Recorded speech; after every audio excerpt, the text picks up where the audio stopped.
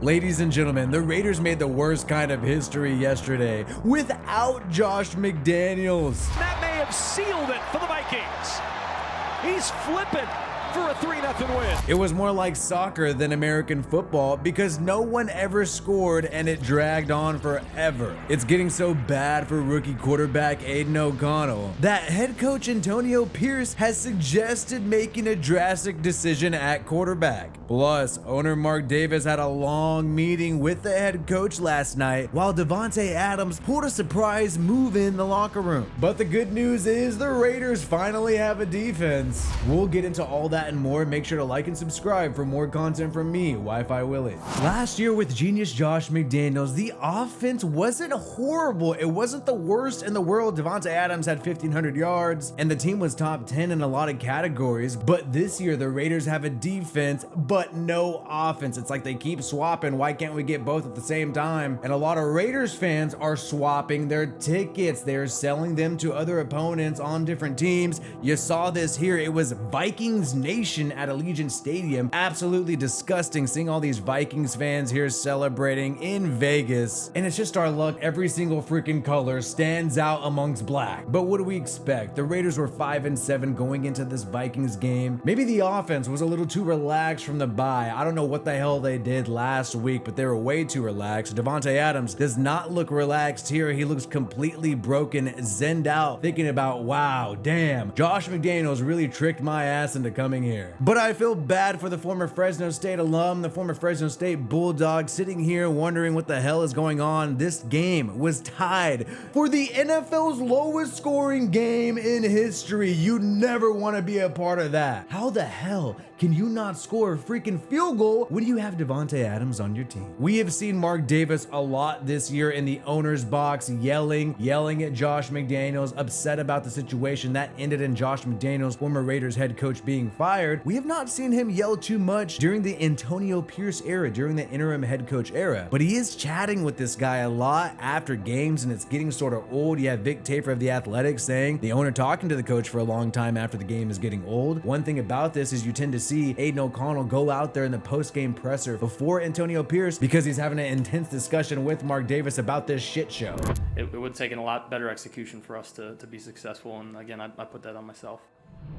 This discussion after this 3-0 loss, this record-breaking loss, the lowest scoring game in history, tied. Well, Mark Davis was talking to Antonio Pierce for 25 minutes and Vic Tafur was joking around saying, hey, there's only 3 points. What else is there to talk about? Seems like there's a lot to talk about. And when you look at Antonio Pierce, man, I pay attention to body language. I pay attention to the facial expressions. And it seems like initially Antonio Pierce, he was hip-hoppy, he drives an Impala, he listens to NWA. I personally like Tupac and the Outlaws a lot more than NWA. And I'm getting really tired of the whole 90s shtick with Antonio Pierce. It's getting old now that the Raiders have lost 3 straight games and had a bye before this Vikings game. And I think Mark Davis is getting tired of it too. I really don't give a shit what music you listen to, and I don't care what car you drive. You can listen to Barry Manilow and drive a Prius. As long as you get Davante Adams the football, I'll be all in. I think Davante Adams is getting a little tired of cigars in the locker room after beating the New York Giants earlier this year. And Davante Adams, I mean, this guy ghosted the media after the game. We've only seen him do this a few times, couple times last year, a couple times this year, dealing with Josh McDaniels. This is the first time he's done this in the Antonio Pierce era. This is a big deal. We saw that picture earlier. The guy does not look happy. We've heard reports and rumors around the league that Aaron Rodgers and the New York Jets will stop at nothing to try to get Davante Adams this upcoming offseason. Maybe he knows this Vegas thing is over if a new head coach comes in, unless one guy, and I'll mention him at the end of the video, if a new head coach comes in, it's likely gonna be a rebuild. So Davante Adams likely doesn't want to have to answer questions for this embarrassing performance, but he is a captain. You guys let me know what you think. Should he have stayed and answered questions since he is a captain, or do you not blame the guy for not wanting to speak to the media after this shit show? You know, you look at Pierce nowadays, ever since that Dolphins game, this guy has looked different. This guy has looked, in my opinion, and I hate to say this because I was rooting for the guy initially, now I'm growing less confident that it's going to work out for him. And And I will say, when you look at him on the sideline, when you look at him in the presser, this guy looks shook. This guy looks scared. This guy looks like a ghost. He no longer has that confidence. He no longer has that swagger. I don't know what's going on. Maybe it could be something in his personal life that he's not letting anybody know about. But there has been a clear shift in attitude after going on a 2-game win streak against the New York teams. And now after a 3-game losing streak, he does look scared. He does look shy. And I think maybe he knows the writing is on the wall. He's hanging out talking to Mark Davis. We've heard all these reports that, from Ian Rappaport and Adam Schefter, that Mark Davis is going to give him a chance, give Champ Kelly a chance. And I find that odd, because why do we have to have those reports? Obviously, it should be assumed that Mark Davis is going to give this guy a shot, but then we have all these reports from NFL insiders. Sources close to Mark Davis confirm that he's going to give Antonio Pierce a shot. If you got to make a big stink and a big deal about giving a guy a shot, you're probably overcompensating for the fact that maybe you're not going to give him a shot. Another person who may not be getting a shot going forward is Aiden O'Connell, the quarterback of the Raiders, the rookie 4th-round pick out of Purdue. Jimmy Garoppolo was originally the starter, but with the firing of Josh McDaniels, Jimmy Garoppolo got benched. Mick Lombardi, the offensive coordinator, also got fired along with Josh McDaniels. And you got Bo Hardegree, the QB coach who was working close to Aiden O'Connell, now the offensive coordinator, now the play caller. And this rookie quarterback just does not look like he's ready to be a starter. I think at times he could be accurate. I think at times he can air it out deep and make some good throws, but overall, I think his pocket presence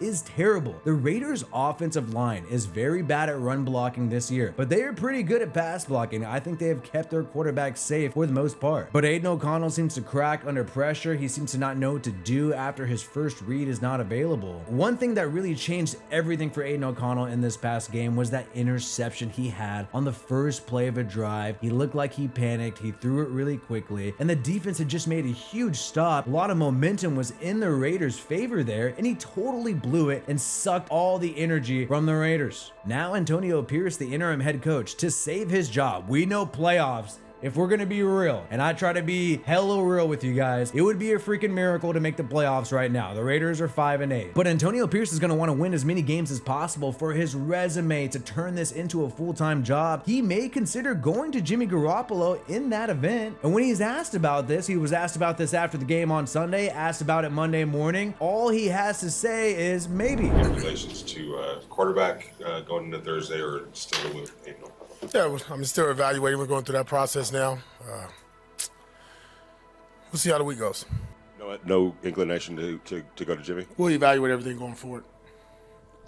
Pierce seems to think that coaching and execution were the problem for the Raiders in this game, why they couldn't score a freaking point with Davante Adams, Jacoby Myers, who's hot and looks like a good number 2 wide receiver. Josh Jacobs was banged up in the game, but he was still available early on. The big deal, though, is Aiden O'Connell in these 3 losses went against the Dolphins with Jalen Ramsey, the Chiefs defense, which is good against the pass, and the Vikings defense. Maybe it's not all on Aiden O'Connell, and it could be on the play caller, new offensive coordinator, Bo Hardegree, which is why Antonio Pierce said coaching had to be better, along with execution. However, I mentioned earlier that the Antonio Pierce Impala thing is getting old, and the Farva mustache is getting old for me as well. I know this is funny, but I'm really not sold on this statue in the pocket guy being the franchise quarterback of the Raiders. Of course, I'd love for it to work out. It would obviously be cheaper, but I think a new head coach is coming in for the Raiders next year. If the Raiders continue to play like this, I highly doubt they beat the Chiefs, beat the Broncos this year, and that hurts to say that. Unfortunately, I think a rebuild could be happening with a new head coach and one of these top draft picks in the NFL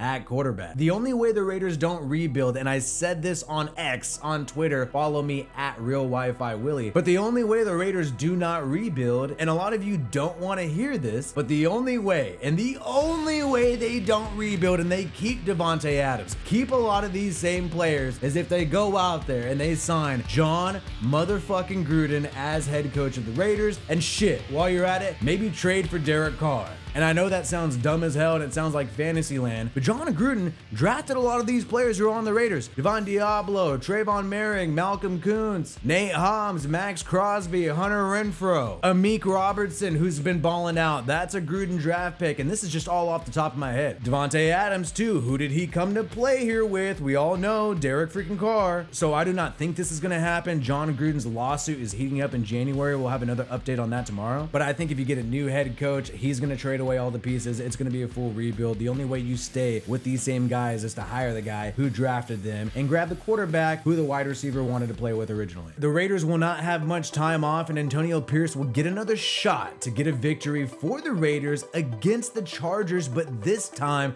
with a different quarterback. Justin Herbert seems like he broke his finger in this past game on Sunday, and Easton Stick will be the quarterback for the Chargers this week. I really do hope Antonio Pierce is able to get the dub to at least get Brandon Staley fired. Let's get another AFC West coach fired this year. I can see it happening. But we will be live during that game on Thursday Night Football, reacting with play-by-play. Make sure you join us then this Thursday night. We'll keep you up to date on everything happening with the Raiders. My name is Wi-Fi Willie. Peace out, and I hope you have a good one.